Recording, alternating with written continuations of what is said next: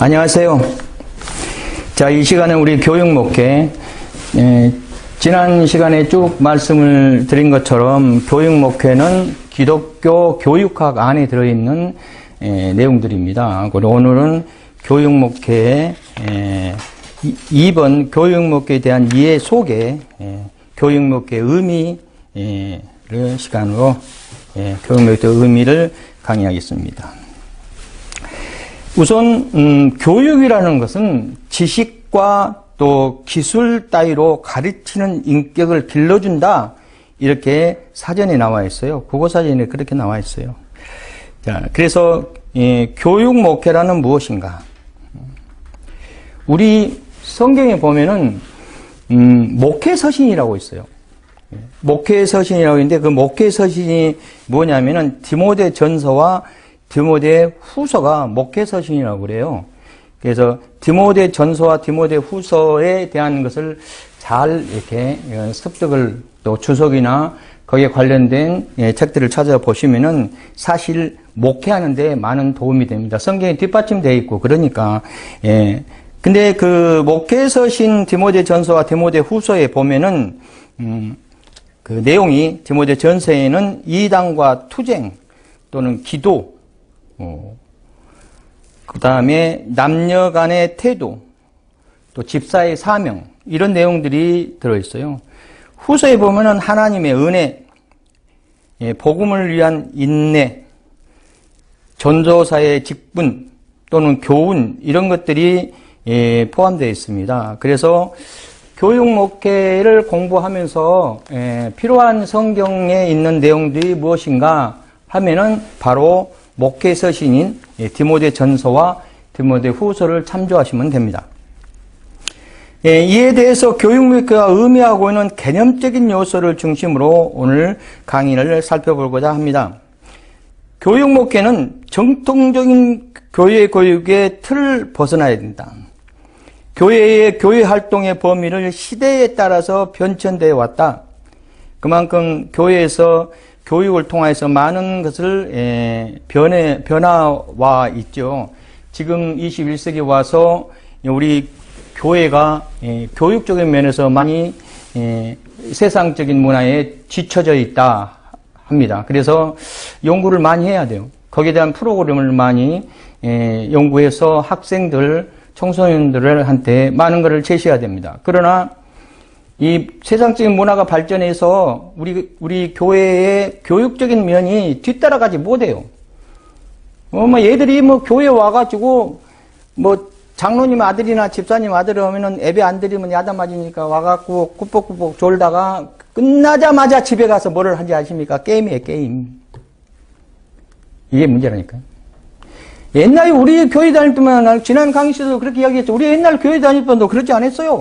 옛날 우리 교회 다닐 때는 교회에 가야 재미있었어. 그때는 남녀가 같이 있으면 안 되는 시대잖아요. 우리 때는. 그래가지고 교회 가야 여학생들하고 같이 있으니까 탁구도 치고 땀 흘리고 큰 땀 흘리고 나오면 아주 속이 후련할 정도로 그렇게 커왔어요. 그러나 지금은 애들이 한쪽에 구석대기에 앉아갖고 뭔만 하는지 아십니까?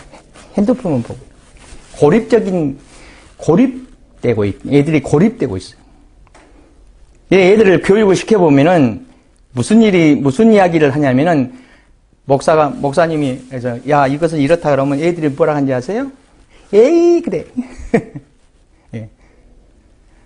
세대 차이가 난다는 이야기죠. 그래서 왜 그러냐? 그럼 핸드폰 속에 다 들어있는데 목사님이 엉뚱한 이야기 한다 이거지. 커뮤니케이션이 안 됩니다. 교육이 안 돼. 근데 우리는 확실한 답이 있어요.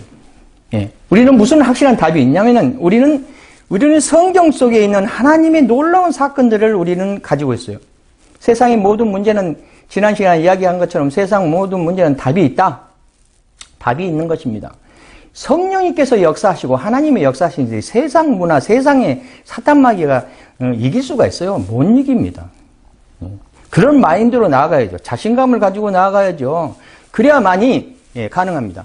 그러지 않고 문화 속에 찌들려서 쫓아가면은 아무것도 못합니다. 우리는 성령께서 역사하는 것을 동원해야 돼요. 우리 힘대로 되는 것이 아닙니다. 쉽게 말해서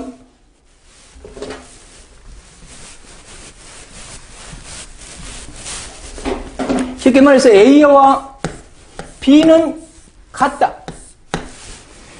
A와 B는 같다고 이야기를 해야 돼요. 우리는. 세상 속으로 생각했을 때 A하고 B는 틀리죠. 글자부터 틀려, 글자부터. 예, 글자부터 틀립니다. 같을 수가 없어요. 그러나 우리는요, A는 B고 B는 A다 할 수 있어요. 공동체 안에서. 그래서 A가 생각할 때 B를 받아들여야 돼요. 내 마음을 비우고 그를 안아야 돼요. 받아들여야 돼요. 그래서 B가 생각할 때, 아, 목사님이 생각하는 그 마음이나 내가 앞으로 추구하고자 하는 비전이나 똑같다. 이렇게 돼야 됩니다. 예. 우리 힘대로 되는 것은 아니에요. A하고 B하고 똑같다는 우리 힘대로 아무리 인류가 발전하고 아무리 과학이 발전하고 아무리 문화가 형성이 돼도 A하고 B는 같다는 이야기를 성립할 수가 없어요. A 매체하고 B 매체하고 같다는 것을 성립할 수가 없어요. 절대로. 공동체 속에서 네가 나고 네가 나다. 나가 너고 네가 나다. 우리 성도님들이 나고 내가 성도님하고 똑같다 하는 사도 바울이 이야기하는 것은 같은 말을 하고 같은 뜻으로 또 같은 마음으로 합하라. 분쟁하지 말고 이러려면 서로 같아야 되잖아요. 그래야지 무슨 일이든지 헤쳐나가잖아요. A는 A대로 가버리고 B는 B대로 가면 뭐 공동체 운영이 안 돼요. 이 역할을 누가 하냐? 이 역할을 우리 힘대로 하는 것이 아니에요. 이 역할을 무엇이 하냐면은 성령님의 역사로 이루어지는 겁니다. 네. 성령님의 역사로 A는 B가 될 수 있고 B는 A가 될 수 있다 이 말입니다. 이것을 잘 연구해서 우리가 교육돼야 돼요. 일단은 교육목표의 의미에 대해서 지금 서론에 들어가기 전에 여러 가지 이야기를 지금 하게 되는데요. 그러면은 성령의 역사가 동반돼서 A하고 B하고 똑같은 것을 이야기한다는 것은 무엇을 이야기하냐면은 우리는요, 삼위일체론을 시각에서 봤을 때 삼위일체론을 시각에서 봤을 때 여기가 성부, 성자, 성령 이것도 주 안에서 성자와 성부와 성자와 성령이 육격은 틀리나 서로 하나다. 이런 삼위일체론이 있지만은 세상 속에 이걸 접목시킨다면은요. 이걸 세상 쪽에 삼위일체론을 접목시킨다면은 여기가 믿음, 여기가 사랑, 여기가 소망. 예, 소망을 주 안에서. 자, 무슨 이야기를 하고자 하냐면은 믿음 100%. 즉 말해서 지금 A와 B가 같다는 것을 설명하기 위함이에요. A의 믿음을 B의 믿음에 100% 호환되려면 무엇이 동반돼야 되는가? 이게 100% 되려면요. 사랑과 소망이 동반되지 않으면 100%를 절대 할 수 없어요. 믿음만 이런 삼각형 되면 안 되잖아요. 이런 삼각형. 믿음만 쫙 위에 올라가고 무슨 봤다 떴다 하고 이상한 추상적인 것만 추구하고 사랑은 이만큼도 없고 소망도 없고 믿습니다 쪽으로 이단입니다. 잘못하면 이단 쪽으로 가요. 사랑만 하고 믿음도 없고 소망도 없고 사랑만 추구하면은 잘못하면 요상한 쪽으로 갑니다. 예. 꿈만 펼쳐가 뜬구름만 잡고 믿음도 없고 소망만 아주 잔뜩 부풀어 올라가고 사랑도 없고 이러면 안 돼. 이게 균열하게 똑같이 가야 돼요. 그러면은 믿음이 100% 형성되려면은 믿음이라는 매체를 A하고 B하고 호환되게끔 뭔가 소통을 하려면은 그것도 성령의 역사로 하죠. 아까 이야기한 것처럼 성령의 역사로 하는데 그것을 이론적으로 그러니까 설명한다면은 사랑이 50%가 동반돼야 되고요. 소망도 50%가 동반돼야 돼요. 그래야만이 믿음을 100% 할 수 있어요. 안 그러면 절대 안 됩니다. A가 B한테 나 너 믿어. 근데 사랑은 요만큼도 없어. 그리고 그한테 바란 것이 전혀 없어. 그러면서 내가 너를 믿어. 이거는 위선이죠. 예. 그를 사랑해. 내 자식을 사랑해. 이놈의 자식, 나는 너를 믿는다. 하면은 그 자식한테 바라는 소망과 사랑이 동반돼야지 믿음이란 게 형성돼요. 그러지 않으면은 전부 위선입니다. 그러지 않겠어요? 이것을 저렇게 돌리면은요, 소망이 위로 올라오고 이렇게 삼각형의 밑변이 밑에 있고 꼭지가 위에 있으니까 소망을 이루려면요, 내가 꿈을 펼쳐나가려고 그래. 내가 무슨 일을 하려고 그래. 무슨 꿈을 하나님의 비전을 가지고 나아가려고 그래. 그래, 이 꿈을 부풀어갖고 있는데 기도하니까 응답이 왔어. 그럼 이 일을 감당해야 되는데 내가 거기 이 일이 반드시 될 것이다 하는 믿음과 내 그 일을 엄청 사랑하는 마음이 그 열정이 싹 트야 돼요. 그래야 꿈을 이루는 것이죠. 될 것이라는 믿음 요만큼도 없고 거기에 대한 애착심도 이만큼도 없으면은 무슨 소망이 이루어지겠어요? 무슨 꿈이 이루어지겠어요? 안 된다니까요. 사랑도 마찬가지입니다. 사랑도 나는 집사님을 사랑해. 또 가족 식구들한테도 마찬가지. 식구들한테도 야, 나는 너를 사랑한다 해도 그를 믿어줘야 되고 그한테 바람이 있어야 돼. 이렇게 동반돼야 됩니다. 그것도 주 안에서 이렇게 돼야만이 우리가 A와 B와 같다 이렇게 이야기할 수 있어요. 그것이 동반되지 않고 한쪽 방향으로 가면은요, 잘못하면 엉뚱한 쪽으로 가는 겁니다. 이걸로 균열하게 잘 분배해서 갈 수 있게끔 교회에서 가르치는 입장에서 설명이 되어 있어요. 목사님뿐만 아니라 주일학교부터 장로님부터 평신도까지 하나같이 똑같은 말을 할 수 있게끔 훈련되어 있어야 돼요. 지난 시간에 이야기했더니 학생이 청소년이 뭔가를 물어보려고 하는데 목사님이 이야기하는 말 틀리고 장로님한테 물어봐도 장로님이 말씀하는 것도 틀리고 집에 가서 부모님한테 말 물어보니까 부모님 말하는 것도 틀리고 다 틀려. 그러면은 어떻게 영성적으로 완벽하게 정립이 돼서 가겠어요? 네? 다 틀리게 이야기하면 안 됩니다. 틀리게 이해한 거 똑같은 이야기로 가야 됩니다. 똑같은 이야기로 가야 됩니다. 그러지 않으면은 안 됩니다. 그렇게 해야만이 청소년들이 헷갈리지 않고 믿음 쪽으로 가는데 문제없이 잘 성장할 수 있어요. 최종적으로 결정체는 예수 믿고 구원받는 거죠, 사실은. 그쪽에 초점을 맞춰야 됩니다. 그렇게 해서 우리가 출발을 해야 돼요. 이런 것들을 잘 연구해야 됩니다. 그래서 교회는 비전을 심어줘야 돼요. 자, 교육 목회는 전통적인 교회의 틀을 벗어난다. 교회 활동의 범위들은 시대에 따라서 변천돼 왔다. 앞으로도 그럴 것이고요. 교회 학교나 교회 활동의 범위는 주로 주일 하루에 국한되는 교회 활동을 해왔다. 근데 앞으로는 이 인터넷 매체, 그러니까 멀티미디어 매체가 활성화돼 가지고요. 이제는 좀 교회학교 좀 신세대, 그러니까 교회학교 선생님 좀 세대 젊은 대학생이 중등부를 교사로 맡았고 하면은 그냥 뭐 카톡으로 해서 애들을 챙겨가면서 얼마나 잘하는지 몰라요. 예. 꼭 주일날만 와서 뭐 하는 것이 아닙니다. 그러지 않습니다. 그런 걸 잘 활용해야 된다. 그렇게 활동 범위를 극한된 교육 활동을 해왔는데 그것을 벗어나야 된다 이거죠. 교회학교, 교회식의 교회 활동의 범위가 더 넓어지게 되었다. 주일 하루뿐만 아니라 주간에서도 계속적인 교육적 배대를 위해 노력해야 된다. 또한 교육 대상의 범위도 확대되어서 요새는 초등학생, 주일학교, 중고등부 이쪽으로만 제한하지 말고 장년부부터 시작돼야 돼요. 장로님부터 시작돼요. 장로님 정도 되면은요, 최소한 교리 정도는 꿰뚫고 있어야 돼요. 교리 정도는 꿰뚫고 있어야 돼요. 교리적인 것이 명확하게 꿰뚫고 있지 않으니까 믿음이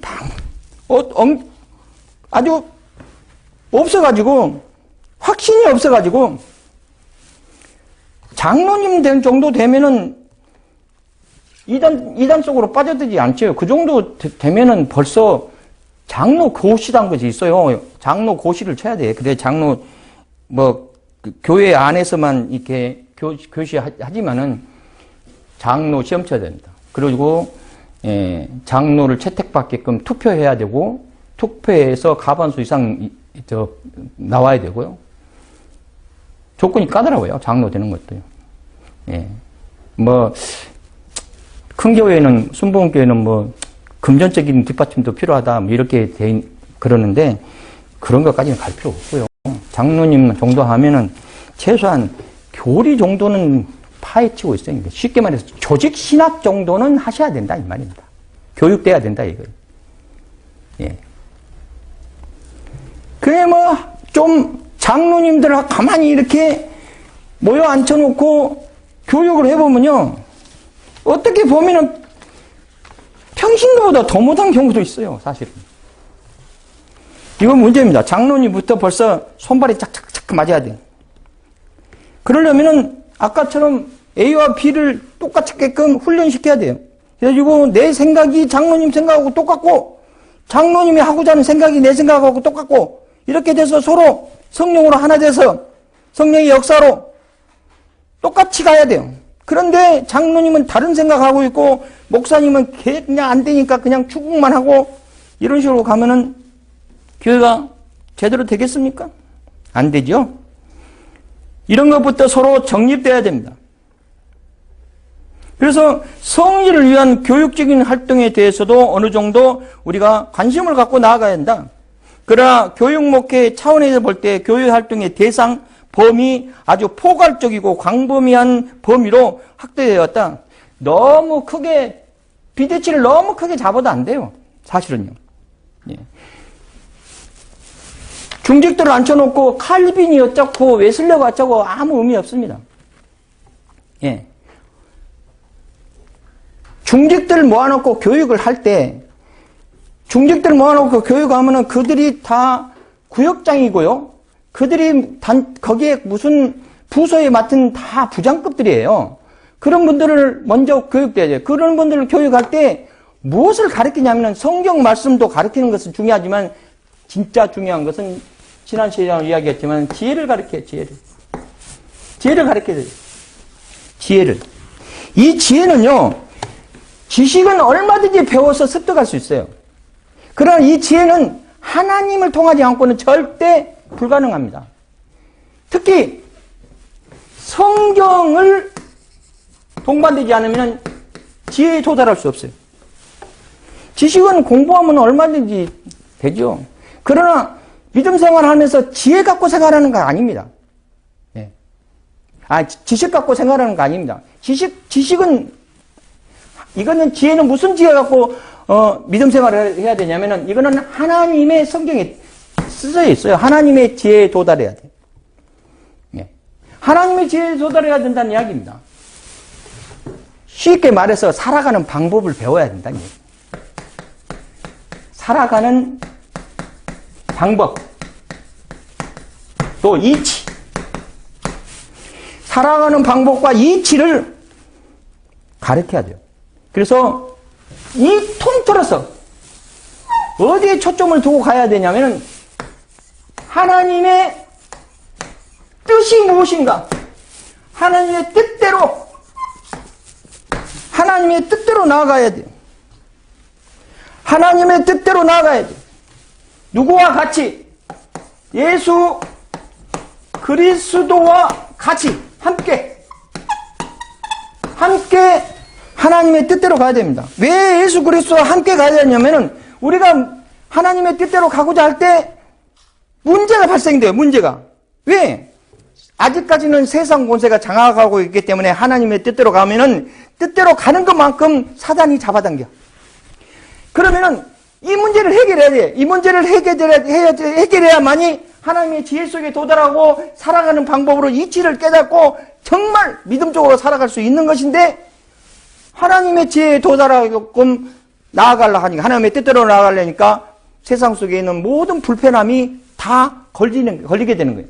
그럼 우리는 어떻게 해요? 우리는 기도해요. 예. 우리는 답을 가지고 있어요. 기도해요.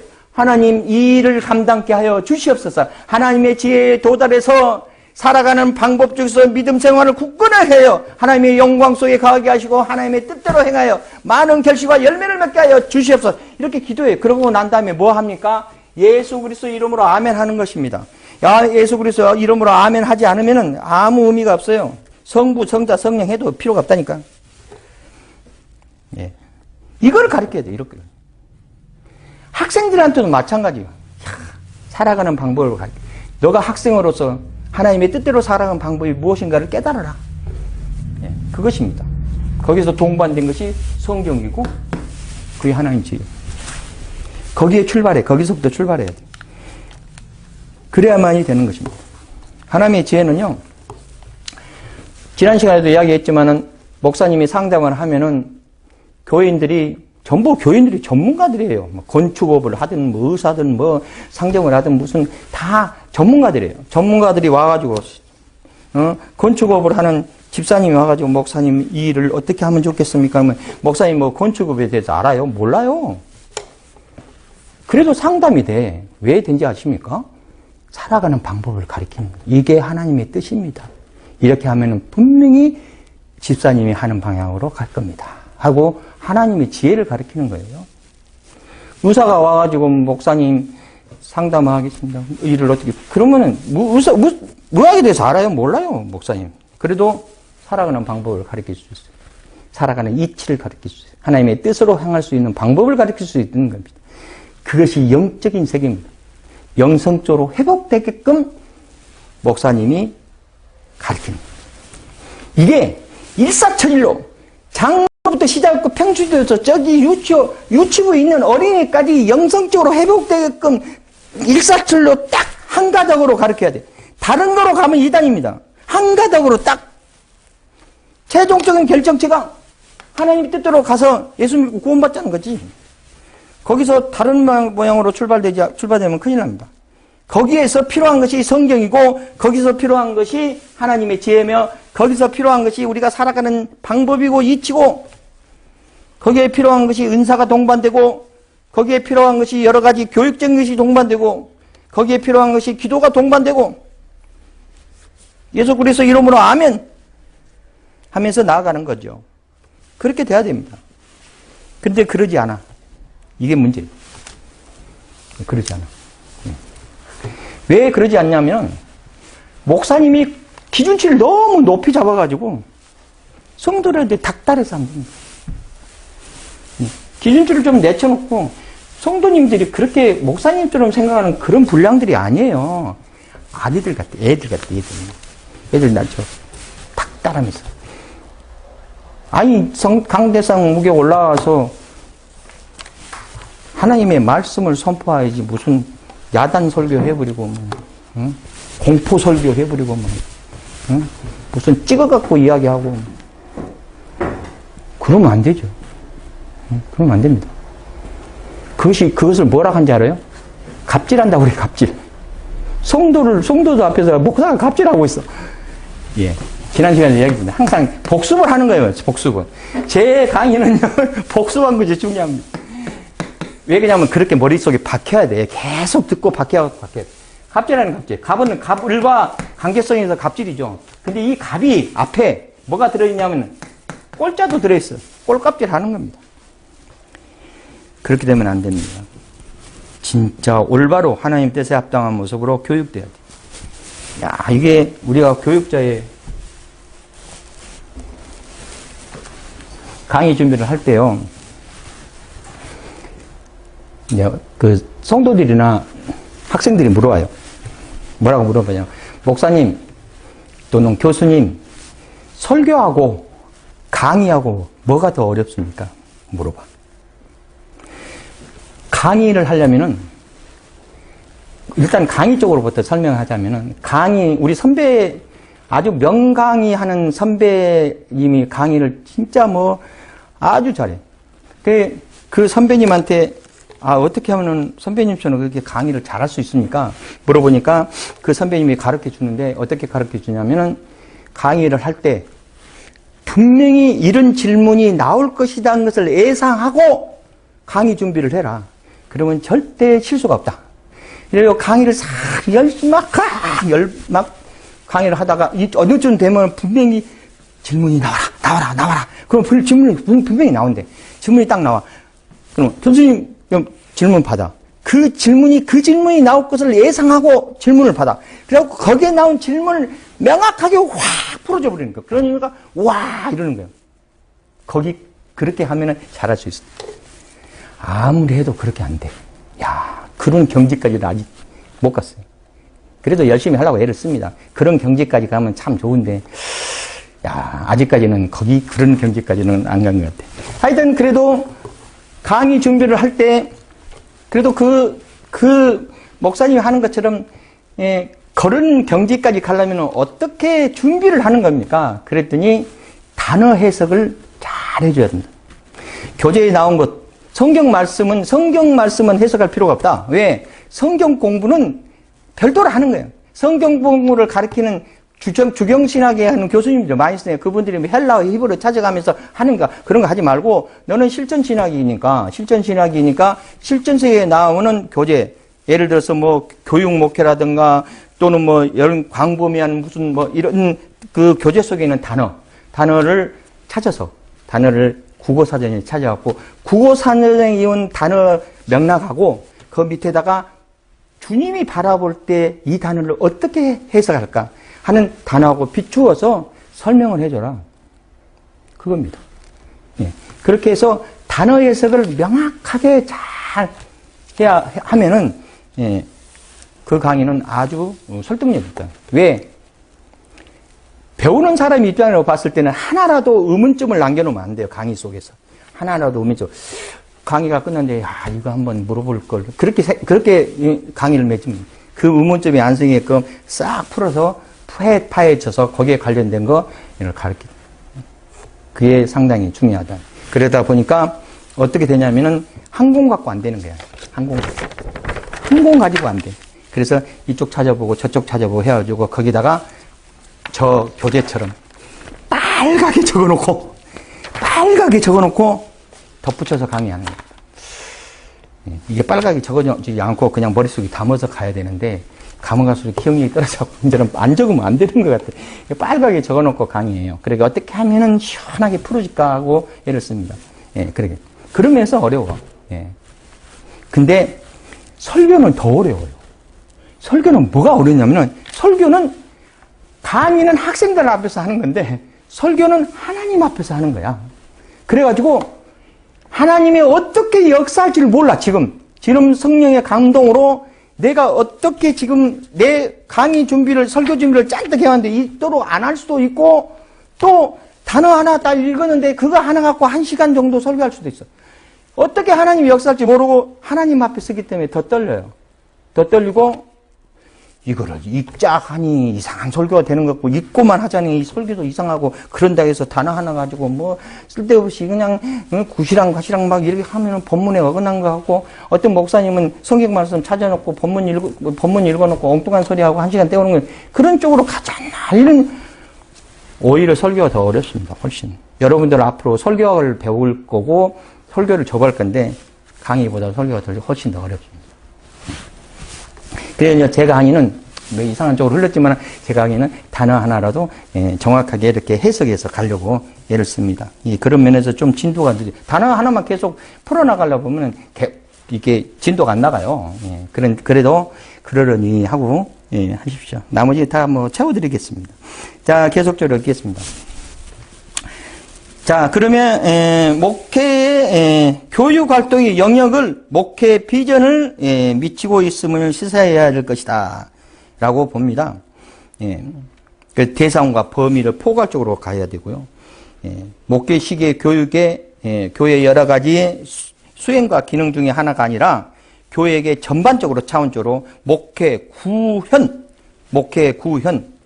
구현이라는 뜻은요, 무슨 뜻이냐면, 속속히 드러남, 구체적인 내용으로 사실을 나타냄이라는 뜻이 있어요. 이제 목회 구현을 한다 하는 것은 목회를 통해서 사실적으로 큰 것을 나타내고 속속히 드러나게끔 설명을 해준다는 뜻이 있어요. 그래서 그쪽으로 이해돼야 된다. 이것이 중요합니다. 중요합니다. 예, 김등록 교수는 교육 목회를 가르쳐서 목사의 목회적 기능을 교육적인 행하는 것으로 의미한다. 라고 정의하고 있습니다. 이어서 교육 목회의 구성 요소를 몇 가지로 지적하고 있다. 김등록 교수님은 1929년 27년이네. 날짜도 나왔습니다. 3월 5일생입니다. 3월 5일생입니다. 예. 이분은 디토리트 한인연합 장로교회의 원로 목사입니다. 이분은 김등록 교수님에 대한 것을 찾아보니까 뭐 저서라든가 이런 건 잘 안 나와 있어요. 이 정도 선에서만 나와 있는 것 같아요. 27년생이 옹다인겨. 연합 장로교회 원로 목사. 첫째, 예, 계시. 하나님으로부터 계시로부터 출발해야 된다. 자, 여기서부터 하나씩 풀어나가겠습니다. 계시. 계시라 하면은 우리 조직신앙에서 계시에 대한 내용이 나와요. 예. 그래, 조직신앙을 오늘 가르치겠다는 것은 아니고, 우리가 믿음적인 상식으로, 예. 믿음적인 상식으로만 계시란 것이 무엇일까 하는 정도로만 접근하겠습니다. 계시는 뭐예요? 계시는 첫째, 제일 먼저 생각나는 게, 계시하면은 뭐예요? 하나님의 말씀입니다. 그렇죠? 하나님의 말씀이 계시다. 이게 총괄적으로 하나님의 말씀이 계시예요. 다른 데서 계시 받으면 안 되잖아요. 하나님 말씀 속에서 계시를 받아야 돼요. 예. 하나님.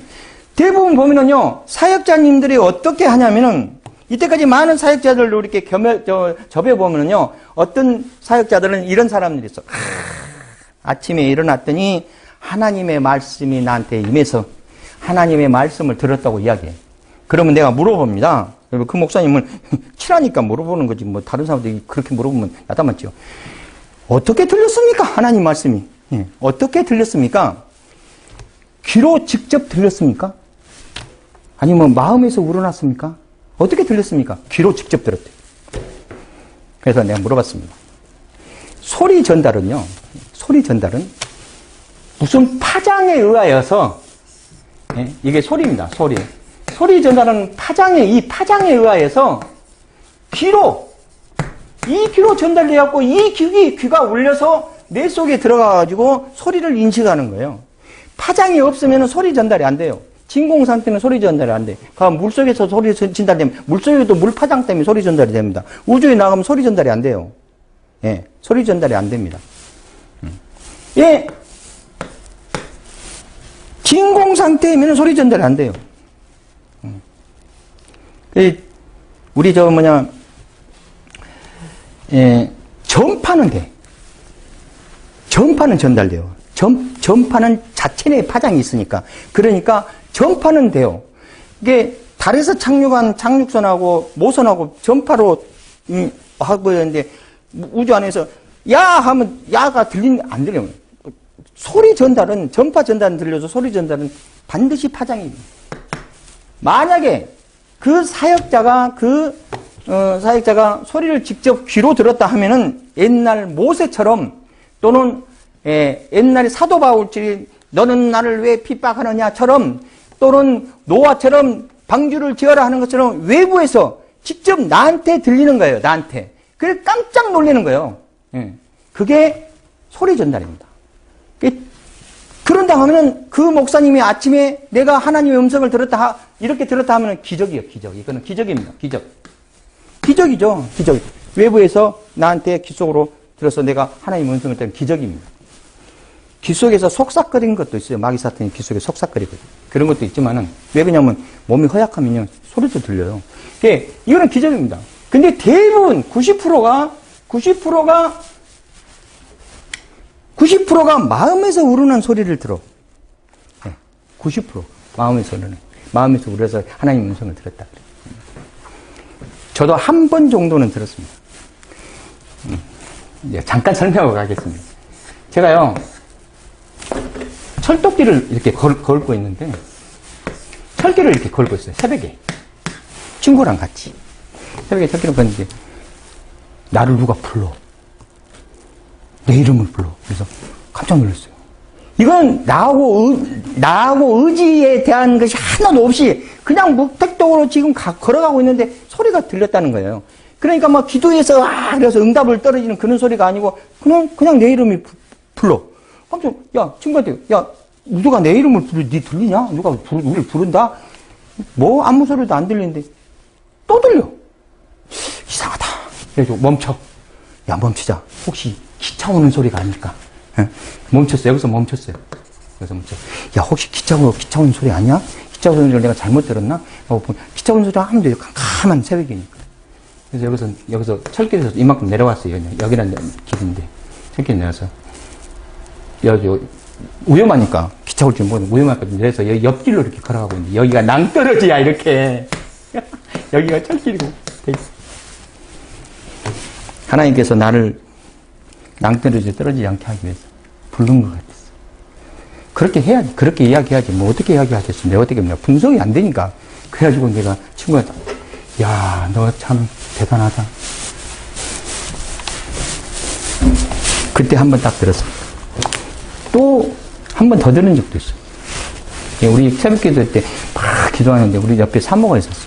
그때 애 낳고 바람 맞았다고 그러죠? 예. 애 낳고 나서 산후조리를 못하고 무릎이 휘어. 비만 오면은 반 죽습니다. 아이고, 내 무릎아, 그래.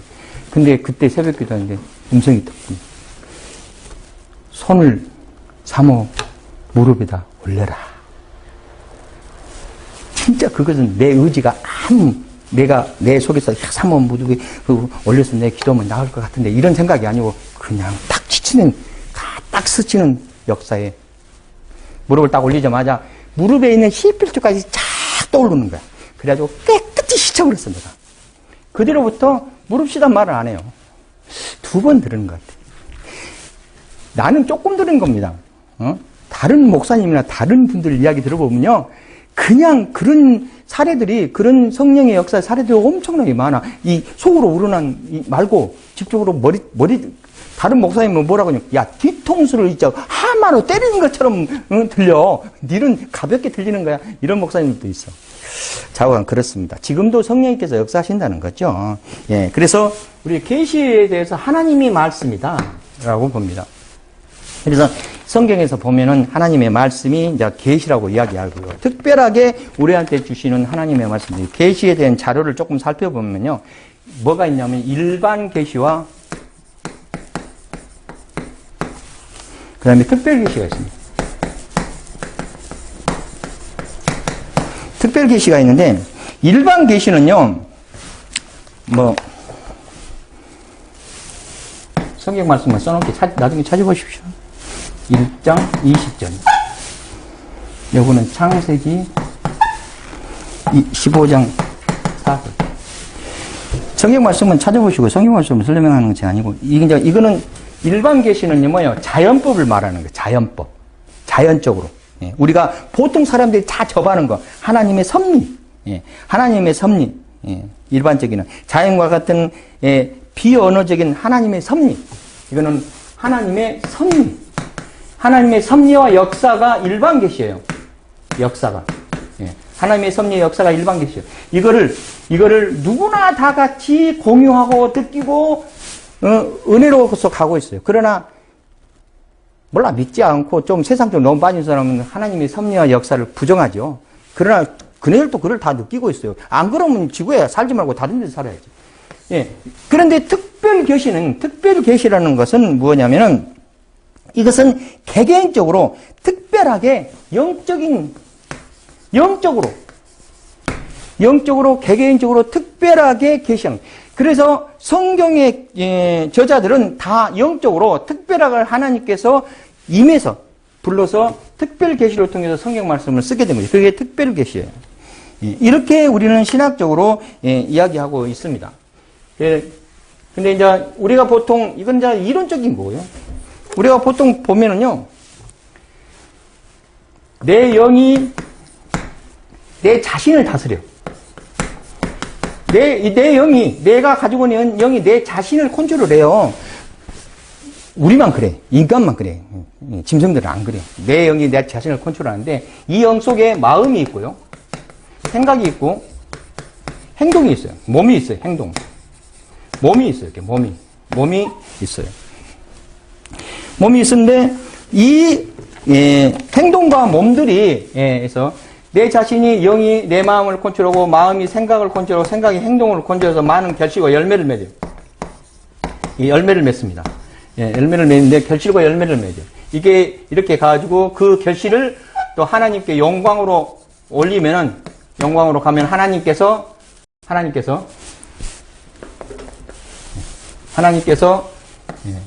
우리에게 더 많은 것을 우리에게 영으로 축복하셔서 영적으로 잘된 값이 범사도 잘되고 이렇게 영이 또 마음을 다스리고 마음이 생각을 다스리고 행동으로 결실을 맺고 또 영광 돌리면 영이 이렇게 가는 것이 우리가 믿음의 사이클이에요. 성령, 신앙의 사이클이에요. 신앙의 사이클. 이렇게 우리가 살아가. 네. 그렇게 안 한 사람들도 있어. 왜 그러냐면 우리가 마음이 이 마음 쪽에서 선악과를 먹어가지고 마음이 두 갈래길이 생겨가지고 하나는 마음이 들고 가는 거 계속 있어가지고 마음이 컨트롤 못하고 생각이 복잡할 수도 있거든요. 그리고 행동이 안 나와. 그러면 결실을 못 이루는 거죠. 마음이 하나같이 일편단심으로 신앙이 돈독해 와서 생각이 순리적으로 풀리고 성령의 역사. 그래가지고 행동으로 결실을 맺어 하나님께 영광을 드리는 그런 믿음 생활을 하게 됩니다. 그러나 하나님께서 특별하게 나한테 하나님의 말씀으로 계시하면은 어떤 결과가 내 사례만 들어서 하는 거예요. 여러분이 다르게 접근할 수도 있어요. 근데 내가 볼 때, 내가 느꼈을 때 그랬더라 이거지. 이게요, 하나님의 말씀이 하나님의 일이에요. 이 결실이 바로 올라와 버리냐면은 이거를 거치지 않고요, 바로 일로 와.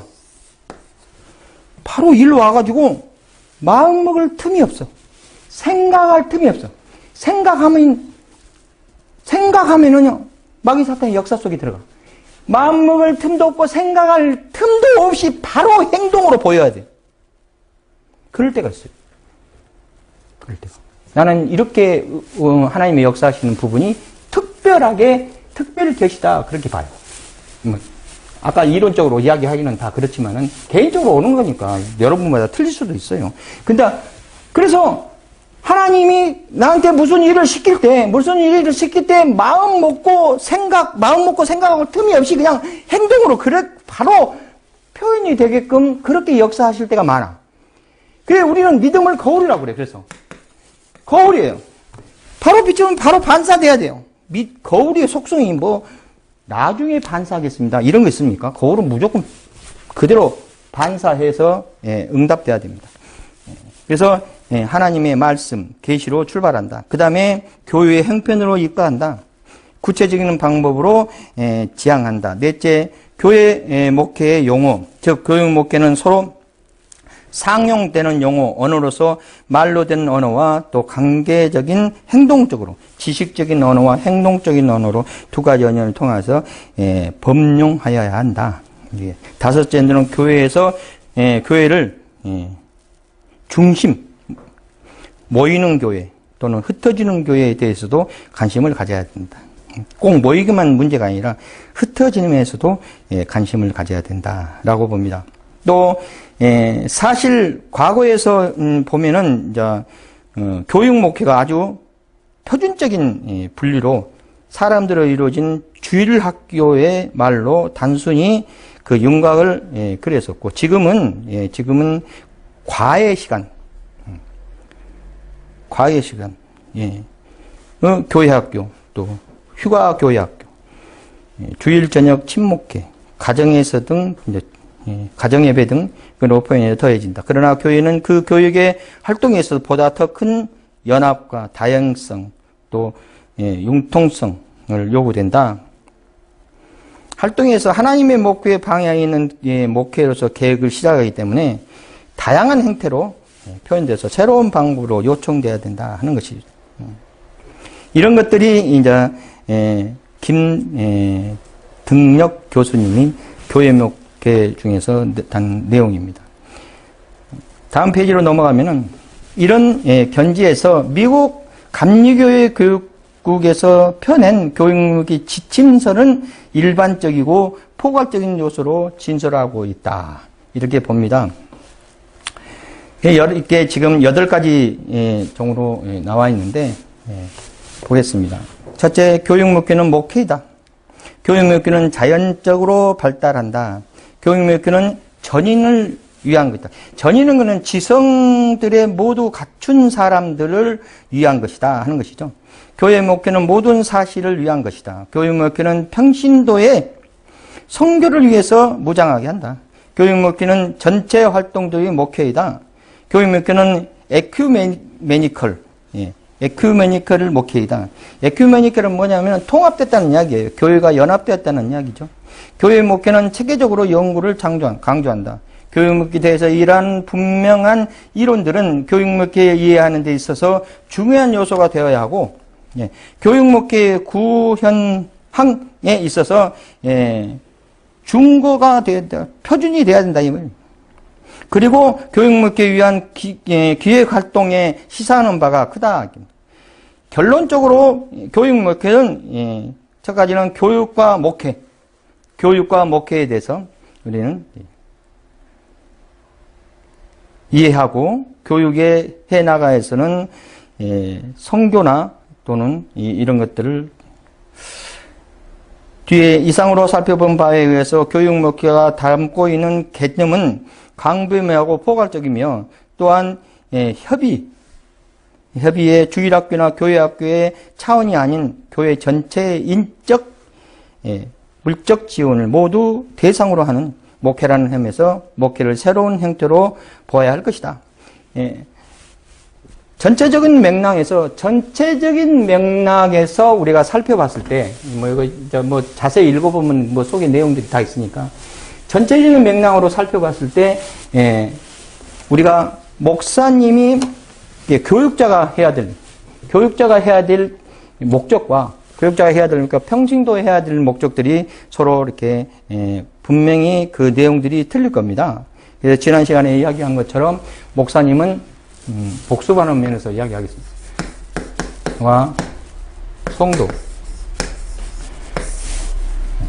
첫째, 목적이 목사님하고 성도님. 첫째, 설교 준비를 잘해야 돼요. 지난번에 강의하다가 조금 덜해서 마지막에 설교 준비를 잘해야 돼요. 설교가 여러 가지 말씀 설교, 제목 설교, 강해 설교, 여러 가지 설교 패턴들이 많이 있어요. 말씀 설교는 주석을 살펴봐야 되고, 교리 설교는 조직 신학을 연구해야 되고, 또는 강해 설교는 각 신학적인 자료를 뒷받침해서 가야 되고, 이런 것들이 있어요. 설교 준비를 잘해야 돼, 목사는. 그렇게 돼야 되죠. 그 다음에 조직. 지금 말해서 목회를 잘해야 돼요. 그리고 그 다음에 비전을 심어줘야 돼요. 여기서 목회에서는 조직에 대한 것들을 잘 구성해서 잘 헤쳐나가야 돼요. 목회를 잘 하셔야 돼요. 설교도 잘하고 목회도 잘해야지, 목사님. 그리고 비전을 심어줘야 돼요. 성도들은 예배를 충실하게 잘 드려야 돼요. 그 다음에 봉사를, 그리고 침묵을 잘해야 됩니다.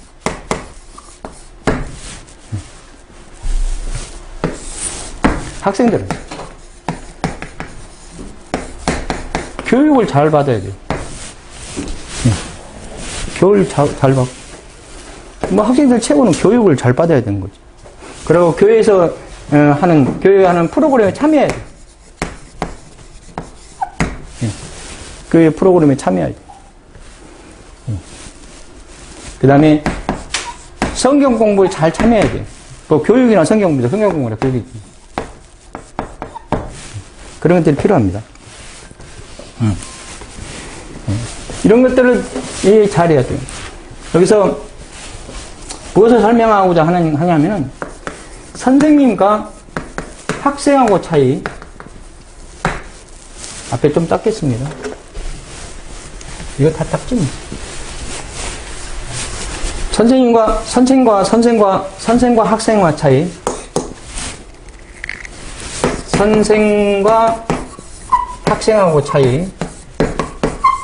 그 다음에 스승과 제자와 차이. 단어부터 틀리지만 분명히 틀리죠. 내용은. 예. 선생은 학생들을 충분히 가르칠 의무가 있어요. 교육할 의무가 있어요. 교육할 의무가 있어요. 의무가. 교육의 의무를 충실히 해야 돼요. 학생은. 선생은 교육에 대한 의무를 충실히 학생한테 전달돼야 돼요. 교육의 의무는 교육학에 나오는 쫙 나와, 교육에 대한 것은 일반적 교육학에도 쫙 나와 있어요. 예. 의무에 대해서. 예. 그리고 학생은 배움의 장터죠. 잘 배워야 돼요. 예. 학생은 교육대 잘 배워야 돼. 예. 학생들은 선생님한테 잘 배워서 나중에 결론적으로 어떻게 되면 훌륭한 사람이 돼. 성공해야 돼, 성공. 잘 배워서 성공에 이루어야 돼. 예. 선생의 본분을 잘 교육의 의무로 선생은 잘 전달돼야 돼. 스승은 어떻게 해요? 스승도 잘 교육의 의무대로 가야 됩니까? 선생하고 스승하고는 좀 틀리죠. 스승은 뭐냐면, 이 스승은 제자의 책임이 있어야 돼요. 책임. 제자들의 책임을 져야 돼요. 스승은 제자의 책임을 져야죠. 선생님은 가르치기만 하면 끝나. 가르치기만 하면 끝나. 물론 그 선생과 학생 사이에도 더 돈독히 돼갖고 결국은 스승과 제자 사이로 발전한 사례들이 많이 있지만은 보편적으로 봤을 때 선생은 학생들한테 잘 가르치는 의무가 있고 그 정도로 끝나. 책임지지는 않아요. 지들이 알아서 커가는 거지. 제자는 잘 배워서 선생의 가르치는 잘 배워서 훌륭한 사람 되고 성공해. 스승은 그러지 않아. 스승은 제자의 책임을 져야 돼. 평생 동안 제자의 책임을 져야 돼. 네. 책임을 져야 돼. 그래서 제사 삼는. 제자는 선생의 업을 이어가야 돼. 선생의 맥을 이어가야 돼. 선생의 맥을 이어가야 돼. 선생의 이름을 더럽히지 않게 선생의 맥을 이어가야 돼요. 그래야 제자가 되는 거예요. 선생이 세상에 없어지면은 그 제자가 그 맥을 이어서 또 제자를 양성해갖고 그 맥을 쭉 그 지식에 대한 맥을 계속 이어가는 것이 제자예요. 제자의 신분이에요. 예. 선생의 이름을 돋보이게 해야 돼. 그냥 배우고 마는 것이 아니에요. 스승은 제자들 양성해서 나를 이어가게끔, 나의 맥을 이어가게끔 책임을 져야 돼. 이게 이제 스승과 제자 차이예요. 예. 그게 스승과 제자 차이인데, 제가 옛날에 한 가지만 사례로 하고 마치겠습니다. 제가 옛날에요, 음악을 하는 사람이니까, 우리나라의 유명한 유명한 거지의 달인에 가까운 선생님이 있었어요. 베이스 기타 하는 선생님. 이름은 말하지 않겠습니다. 지금은 돌아가시고 안 계시는데. 한 3년 다니다가 그 선생님은 제자를 삼지를 않아. 그래서 전부 문화생이지 제자가 한 명도 없다는 이야기를 들어가지고 내가 아니 선생 제자가 하나도 없으니까 전부 문화생으로만 있어서 배우는 학생으로만 입장이니까 내가 욕심을 내가지고 선생님한테 배우는 시간에 선생님 그거는 무조건 1대1로 가르쳐요. 악기를 배우는 거니까. 선생님, 제자 삼아 주십시오. 그 선생님이 하는 말이 뭐라 하냐면은, 나는 너 나이 때 다 알았는데, 너는 지금 네 나이 때 아직 모르고 있지 않느냐. 그래서 너는 지금부터 시작이었고, 내 나이 오면은 따라오지를 못한다. 그 선생님의 나이 때 내가 그만큼 분량이 있으면 네가 지금부터 시작이고, 내 나이 때 되면 비슷하게 따라오지. 너는 지금 모르는 상태에서 채워나가려고 하면 시간이 부족이 안 되니까 제자가 될 수 없다. 맥을 이어갈 수 없다. 그래서 제자 안 삼아주더라고요. 제자가 못 됐습니다. 그냥 문화생이죠. 자, 예. 이 시간은 여기까지 하고요. 다음 시간에는 3번 교육 목회의 이론적인 기초, 하겠습니다. 수고하셨습니다.